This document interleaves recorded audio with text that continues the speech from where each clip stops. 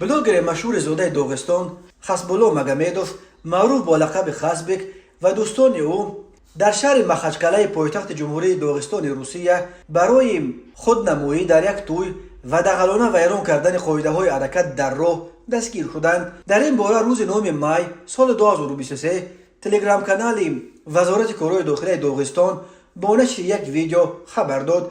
بنا به این گزارش روز 8 مای خسبک و دوستانش در یک توی مهمان بودند. کاروان ماشین‌هایی که خسبک هم در یکی‌اش سوار بود راه را بسته و مانع حرکت ماشین‌های دیگر شده است. در ویدیو دیده می شود که خسبک در یک ماشین کونه ژگولی در کرسی پیش در پهلوی راننده نشسته است و دوستان او راه را بند کرده به ماشین‌های یکدیگر برخورد می‌کنند. این گونه رفتار در زبان جوانان با نام دریفتینگ معروف است. پلیس داغستان گفت همه گناهکاران را دستگیر کرده نسبت به آنها پروتکل‌ها عاید به قانونشکنی مأموری ترتیب دادند.